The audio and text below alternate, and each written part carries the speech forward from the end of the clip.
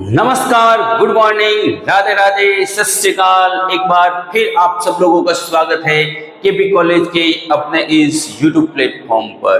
प्यारे बच्चों, हमारे पाश्चात्य राजनीतिक विचारक, वेस्टर्न पॉलिटिकल थिंकर और उसके थॉट्स हम पढ़ रहे थे, जिसके अंदर हमने अब तक प्लेटो, अरस्तु और सेंट थॉमस एक्विनास के विचारों के ऊपर बात की है। आज एक नए विचारक के बारे में बात करनी शुरू करते हैं और लेते हैं आधुनिक राजनीति विज्ञान का जनक, अपने युग का शिशु और पाश्चात्य राजनीतिक विचारधारा का चाणक्य। आप समझ गए होंगे, मैकियावेली। किसको लेते हैं? मैकियावेली को। तो आज बात शुरू करते हैं अपन मैकियावेली का। प्यारे बच्चों, मैकियावेली का जो स्थान है ना, वो पाश्चात्य राजनीतिक संस्कृति के अंदर जो स्थान भारत के अंदर मगध साम्राज्य के संस्थापक चंद्रगुप्त मौर्य के गुरु विष्णुगुप्त का था, वो स्थान पाश्चात्य राजनीति के अंदर मैकियावेली का है। कौन था मैकियावेली? कब उसका जन्म हुआ? क्या क्या उसने विचार दिए? क्या उनके विचार थे राजनीति के ऊपर, समाज के ऊपर? चलते हैं एक एक बात के ऊपर चर्चा करते। चर्चा करने से पहले मैं आपको बता देना चाहता हूं कि मैकियावेली रियल में था कहां का। तो मैकियावेली का जो जन्म हुआ था वो हुआ था 15वीं सदी के अंदर। 15वीं सदी के अंदर जो प्राचीन इटली इटली राज्य था, इटली के अंदर उस समय इटली 5 राज्यों के अंदर बटा हुआ था। उन 5 राज्यों में से एक राज्य हुआ करता था फ्लोरेंस। तो इटली के फ्लोरेंस राज्य के अंदर मैकियावेली का जन्म हुआ था। मैकियावेली का पूरा नाम था निकोलो मैकियावेली। और मैकियावेली के पिता जो थे, वो मैकियावेली का जो जन्म हुआ था वो एक सामान्य परिवार के अंदर हुआ था। जन्म से वो कोई बड़े उच्च राजघराने के या कोई अमीर लोग नहीं थे, बल्कि उसके पिता एक सामान्य वकील थे। जन्म होने के बाद में उन्होंने अपनी प्राथमिक शिक्षा वहीं पर फ्लोरेंस के अंदर वो अपनी पूरी करते हैं। और अपनी शिक्षा पूरी करने के बाद में 25 वर्ष की आयु के अंदर, 25 साल की आयु के अंदर क्या होता है, वो सबसे पहले फ्लोरेंस राज्य के अंदर गृह एवं विदेश विभाग, जो विदेश विभाग होता है, जो सुरक्षा विभाग होता है, गृह एवं विदेश विभाग के अंदर एक सामान्य लिपिक के तौर पर एक क्लर्क के रूप में नौकरी करना शुरू करते हैं। मैकियावेली की उच्च प्रतिभा, उसकी विलक्षण क्षमता, उसकी सोचने की, समझने की एवं कार्य करने का जो तरीका था, उस तरीके ने उस समय के गृह एवं विदेश विभाग के जो अधिकारी थे, जो मंत्री थे, उनको बहुत प्रभावित किया। उनको लगा कि वाह, कितना प्रतिभा संपन्न विद्यार्थी हैं। जिस प्रकार से हमारे यहाँ के डॉक्टर भीमराव अंबेडकर विदेशों के अंदर पढ़ाई कर रहे थे, तब वहां का जो उस कॉलेज का जो प्रिंसिपल था, उसने भारत सरकार को पत्र लिखा था कि बड़ा ही प्रतिभावान और बड़ा ही इंटेलिजेंट विद्यार्थी हैं। उसी प्रकार से अपनी छोटी उम्र के अंदर मैकियावेली जब उसने शुरुआत में नौकरी करनी शुरू की, तब वहां के उनके जो बॉस थे, जो अधिकारी थे, जो मंत्री थे, उनको भी लगा कि नहीं, बड़ा ही विलक्षण प्रतिभा का और बड़ा ही इंटेलिजेंट व्यक्ति है। और उसकी प्रतिभा और उसके जज्बे को देखते हुए उसे तुरंत ही प्रमोशन मिलने लगे, और बहुत ही जल्द वो विदेशों के अंदर राजदूत नियुक्त होने लगा। अपनी प्रतिभा और अपने सामर्थ्य के दम पर, अपनी शिक्षा के दम पर मैकियावेली कोई एक बार नहीं, 2 बार नहीं, पूरे 23 बार विभिन्न राज्यों के अंदर राजदूत नियुक्त हुआ। जिस समय मैकियावेली था, उस समय वहां पर फ्रांस के समर्थन वाली गणतंत्रात्मक सरकार थी। उस राज्य के अंदर कैसी थी? गणतंत्रात्मक सरकार थी। और उस गणतंत्रात्मक सरकार के अंदर इटली के अंदर साम्यवादी व्यवस्था थी। साम्यवादी व्यवस्था मतलब जो शासन व्यवस्था है, वो एक स्तर से दूसरे स्तर के ऊपर थी। ठीक है ना। वैसे सामंत का मतलब हमारे संस्कृत के अंदर लेते हैं 100 गांवों का अधिपति, 100 गांवों का अधिपति, 10 गांवों का अधिपति नायक, 1 गांव का अधिपति सरपंच, 1000 गांवों का अधिपति राजा और 1,00,000 गांवों का जो अधिपति होता है उसे कहते हैं सम्राट। तो उस समय सामंतवादी व्यवस्था थी और इटली बड़े बड़े 5 गणराज्यों के अंदर बटा हुआ था। और ये गणराज्य क्या करते थे, आपस में लड़ते थे और वहां के उस समय की शासन व्यवस्था के अंदर भ्रष्टाचार जो था वो भी अपनी चरम सीमा पर था। वहां उस समय जो सर्च था वो भी, उसका भी पतन हो चुका था। वहां की जो आम जनता थी वो, उनका भी जो है नैतिक पतन हो चुका था। तो ऐसे समय में मैकियावेली को बड़ा दुख हुआ और उसने जो है उस राष्ट्र के उत्थान के लिए, राष्ट्र निर्माण के लिए क्या बहुत सारे कार्य किए थे। अपने विदेश विभागों के अंदर काम करते हुए उसने बहुत सारे राज्यों के अंदर भ्रमण किया और एक दौर उस समय ऐसा आया, ठीक है, इसके ऊपर बात करेंगे।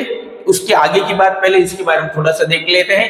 भारत के प्राचीन राजनीतिक चिंतन में जो स्थान चाणक्य को प्राप्त है वह स्थान पाश्चात्य राजनीतिक चिंतन में इटली के मैकियावेली को प्राप्त है, जो मैंने अभी आपको बताए हैं। इस महान राजनीतिज्ञ का जन्म कहाँ हुआ था, इटली के फ्लोरेंस नगर में 1469 ईस्वी में हुआ था। जन्म कब हुआ था, 1469 ईस्वी में हुआ था। अपनी जो शिक्षा है वो ग्रहण करने के बाद 25 वर्ष की आयु में उसने अपने गणराज्य के अंदर गृह एवं विदेश कार्यालय में एक लिपिक के रूप में नौकरी करना प्रारंभ की। अपनी विलक्षण प्रतिभा और योग्यता से उसने राज्य के अधिकारियों और मंत्रियों को खूब प्रभावित किया और उच्च स्थान प्राप्त किया। अपनी योग्यता के दम पर वह विभिन्न देशों में 23 बार राजदूत नियुक्त हुआ। वो विभिन्न देशों के अंदर 23 बार राजदूत नियुक्त हुआ। अभी आप कह रहे होंगे कि सर आपने पहले समझा तो दिया, फिर आप क्यों पढ़े? प्यारे विद्यार्थियों, ये आपके शॉर्ट नोट्स बनाने के लिए ये पीपीटी बनाई गई है। बाकी इस पीपीटी का उद्देश्य ये नहीं है कि ये मेरे को पढ़ाने में सहयोग करे।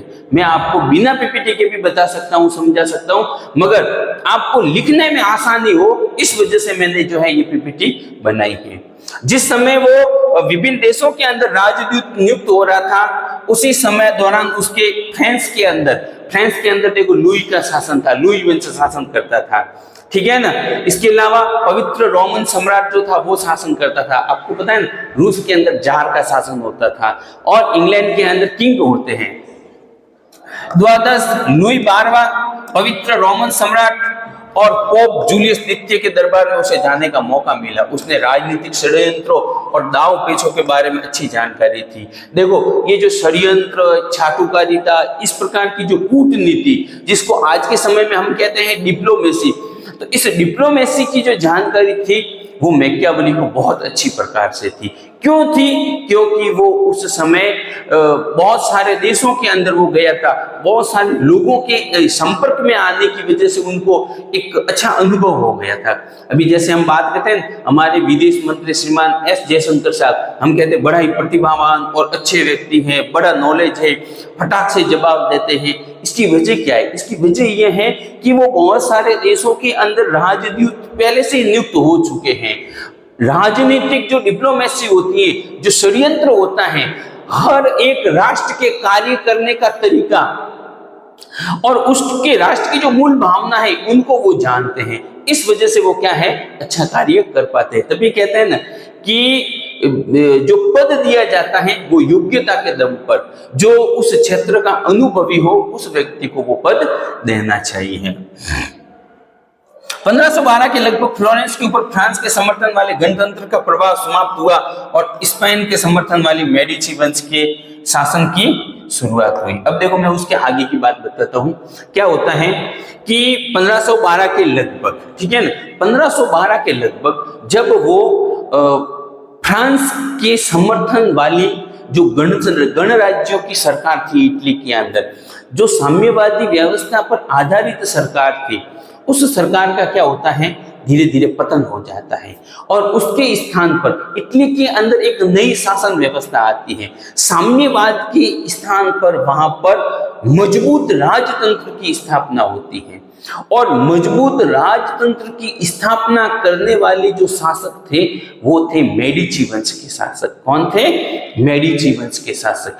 और इन मेडिची वंश के जो शासक थे उनको समर्थन कौन कर रहा था? उनको समर्थन स्पेन कर रहा था। उनको समर्थन कौन कर रहा था? स्पेन कर रहा था। उसी दौरान क्या होता है कि विभिन्न देशों के अंदर, फ्रांस के अंदर जो लुई 12वां था उसने भी साम्यवादी व्यवस्था को धीरे धीरे कम कर दिया।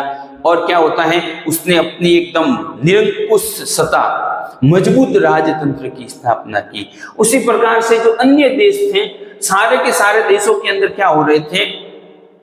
मजबूत राजतंत्रों की स्थापना हो रही थी। ब्रिटेन के अंदर भी यही हो रहा था, ठीक है ना। तो फिर उसने भी देखा कि हमारे देश के अंदर भी जो ये भ्रष्ट और जो ये लालची साम्यवादी शासन प्रणाली है, जो गणतंत्रात्मक सरकार है, उनका क्या होना चाहिए? कम होना चाहिए। मगर वो अधिकारी तो गणतंत्रात्मक सरकार में था।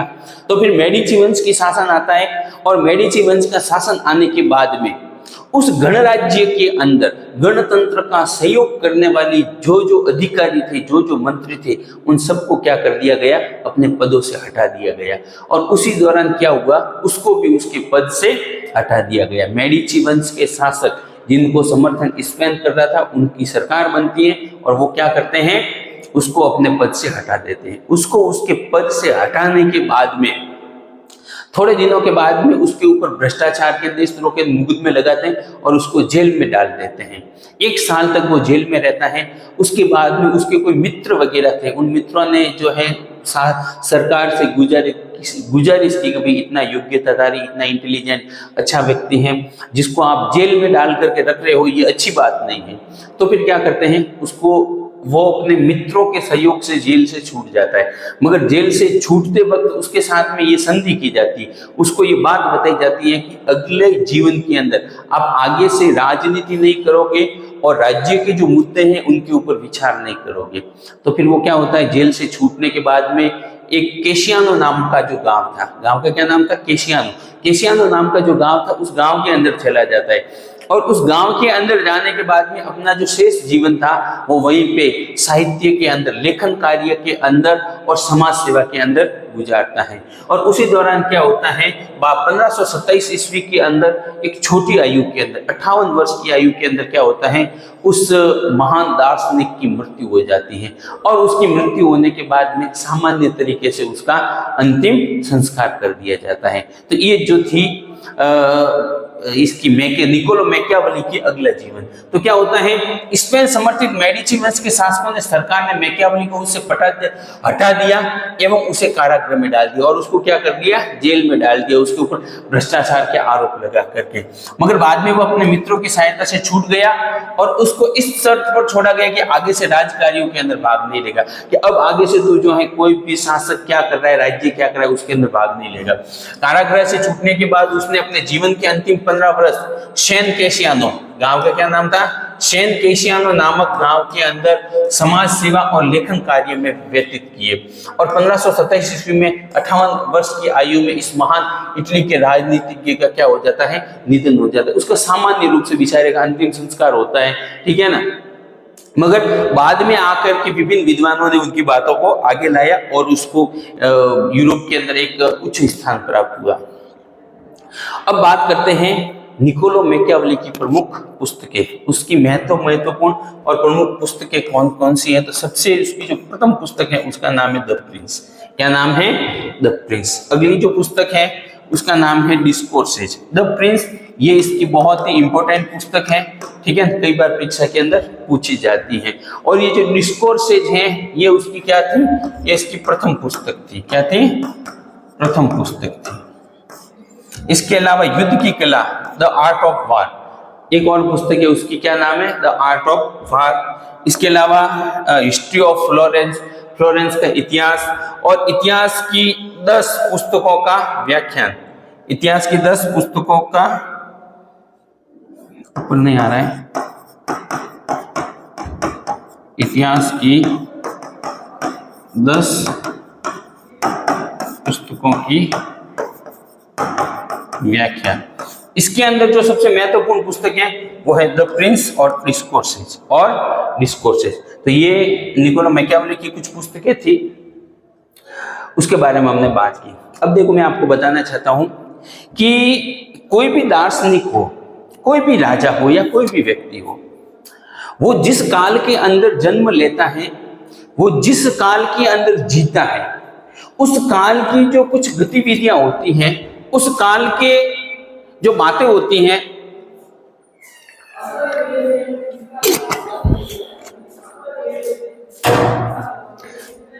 उसका प्रभाव उस दार्शनिक के ऊपर जरूर पड़ता है। उस काल की घटनाओं का प्रभाव जो है उस दार्शनिक के ऊपर जरूर पड़ता है। हम बात करते हैं वर्तमान काल की, तो वर्तमान जो समय है वो सोशल मीडिया और तकनीकी का युग है। किसका युग है? तकनीकी का युग है।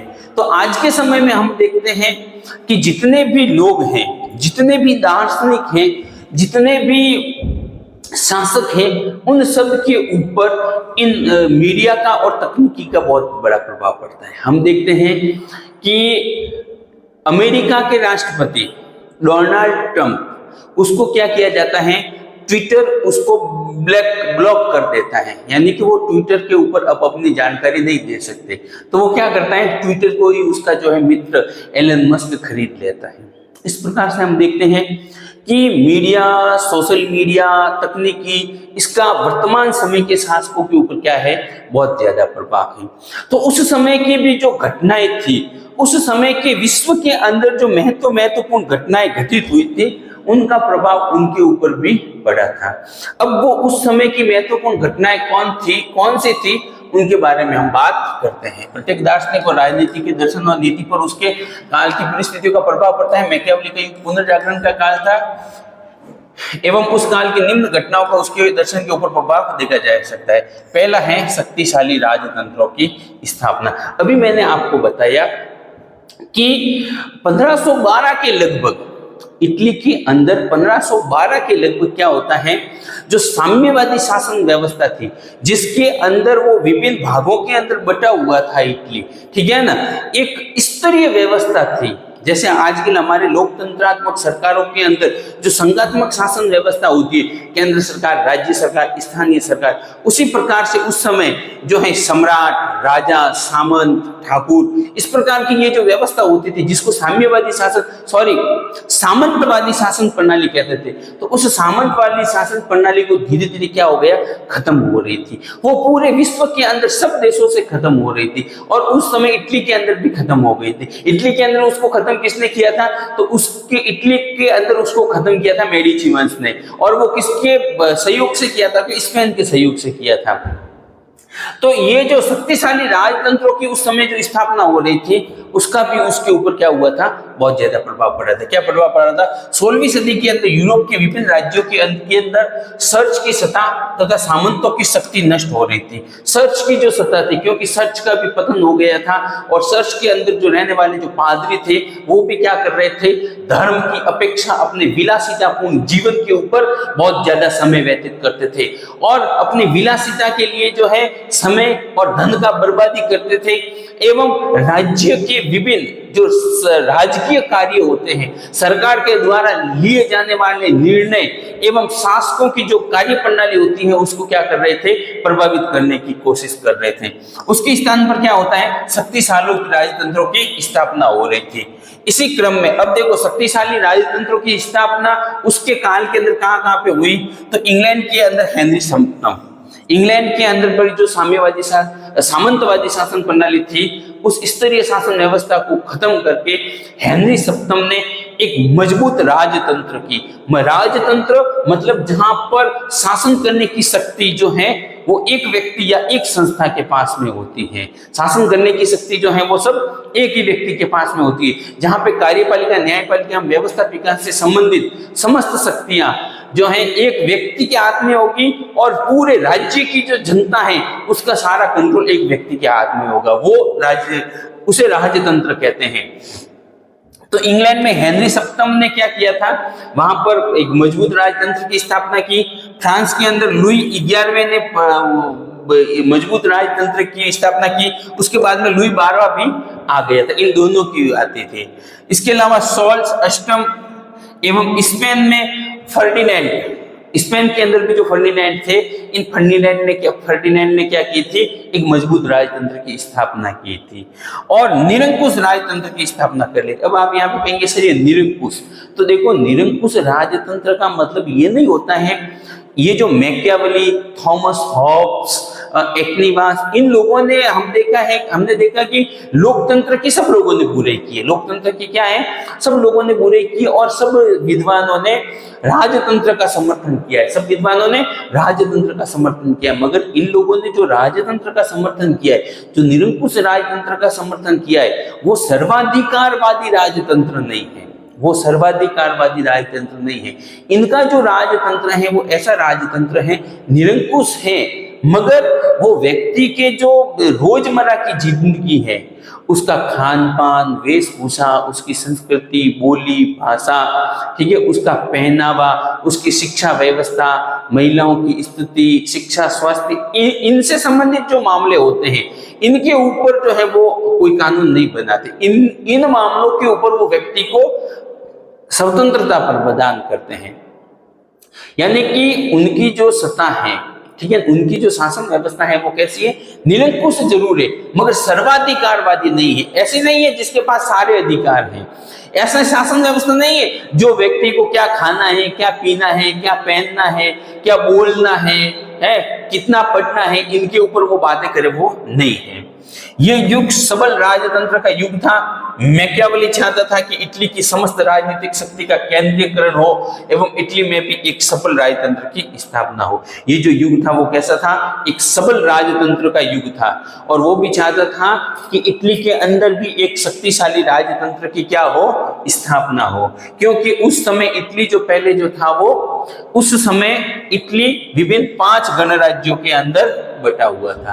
अगली जो उस समय की महत्वपूर्ण घटना थी वो थी राष्ट्रीयता की भावना।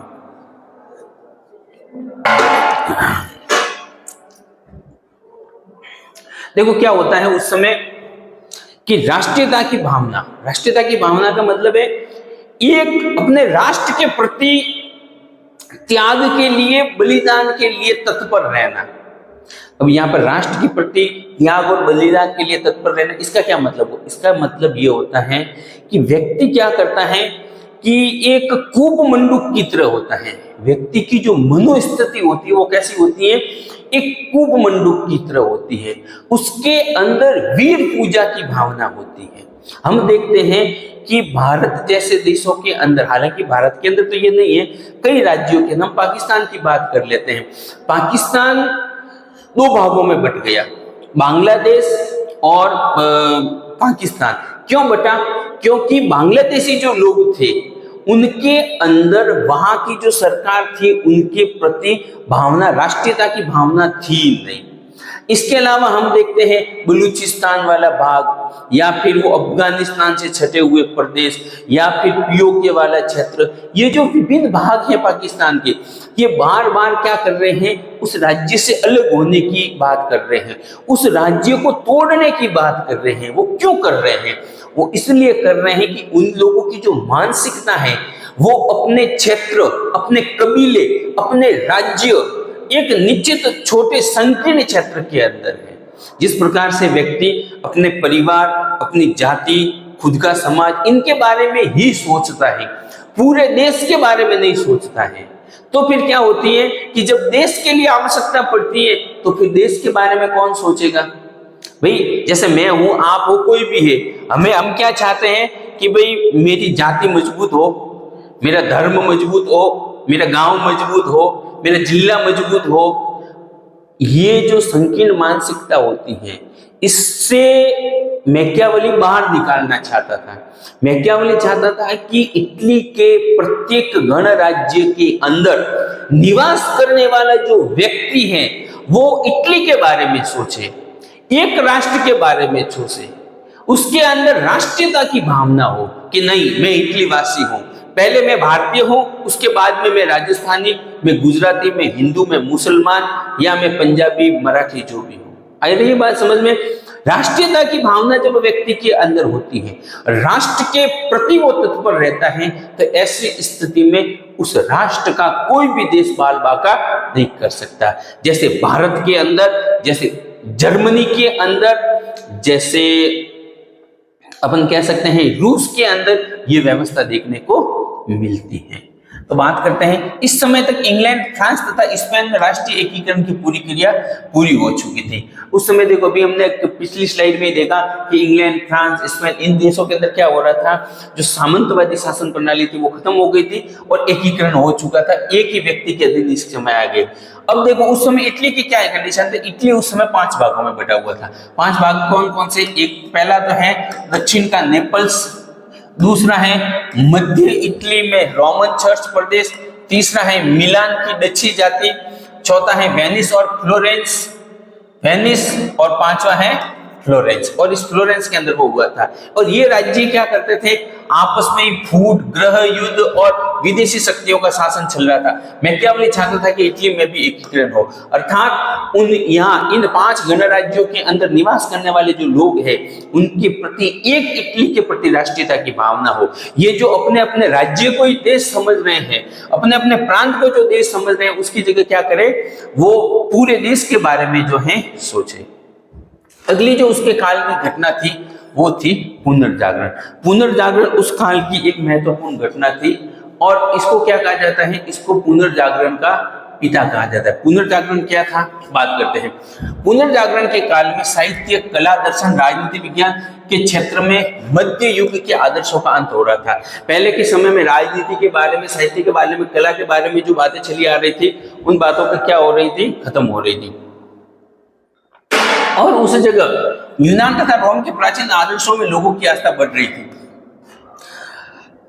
यूनान के अंदर एवं रोम के जो प्राचीन आदर्श थे उनके ऊपर क्या हो रही थी, उन लोगों की आस्था बढ़ रही थी। ये पुनर्जागरण हम जो अगली क्लास से आएगी उसके अंदर इसके ऊपर और विस्तृत चर्चा करेंगे, क्योंकि ये वाली हमारी क्लास है वो बड़ी हो रही है। राजनीतिक क्षेत्र में सामंतवाद का अंत होकर राष्ट्रीय राज्य की स्थापना हो रही थी। अभी मैंने बताई ना, सामंतवादी यानी जो स्तरात्मक स्तरों के अंदर बढ़ी हुई सरकार थी वो खत्म हो रही थी और उस जगह क्या हो रही थी, एक राष्ट्रीय राज्य की स्थापना हो रही थी। राजनीतिक क्षेत्र में धर्म और नैतिकता, चर्च के बाइबल के प्रभाव को समाप्त किया जा रहा था। राज्य के अंदर नैतिकता एवं धर्म वाला जो कॉन्सेप्ट था उसको क्या किया जा रहा था, खत्म हो रहा था। पोप की मध्यकालीन निरंकुश धार्मिक सत्ता तथा नैतिकता में लोगों का विश्वास उठ गया था और स्थान बुद्धि, विवेक तथा तार्किकता ने ग्रहण कर लिया था। जो चर्च, पोप एवं धर्म के प्रति जो लोगों का विश्वास था वो क्या हो गया था, उठ गया था। उस जगह पर बुद्धि, विवेक, फैक्ट, तर्क, इनने ये स्थान ले लिया था। इस काल में व्यापार और छापे खाने की कला तथा यातायात के साधनों ने विकास में नए जीवन, नई चेतना, नए दृष्टिकोण, स्वतंत्रता के नई और जीवन की मूल्यों को जन्म दिया था। यानी कि उस समय राज्यों के अंदर क्या हो रहा था, विकास हो रहा था और विकास के परिणाम स्वरूप क्या होता है, लोगों के अंदर नई चेतना आती है, नई जागृति आती है और नए नए उनको साधन देखने को मिलते हैं। सभी सीमाओं और प्रतिबंधों से मुक्त स्वच्छ बौद्धिक भ्रमण इस युग की विशेषता थी एवं फ्लोरेंस इन नवीन संस्कृति का केंद्र था।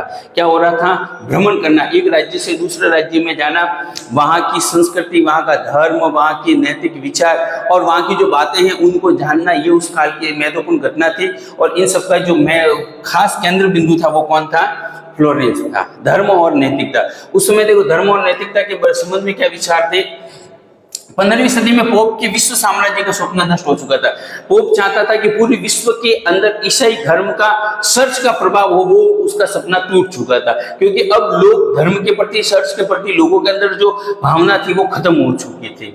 पोप के विलासमय जीवन एवं कुकर्मों ने लोगों के हृदय में धर्म के प्रति विश्वास एवं श्रद्धा समाप्त कर दी थी।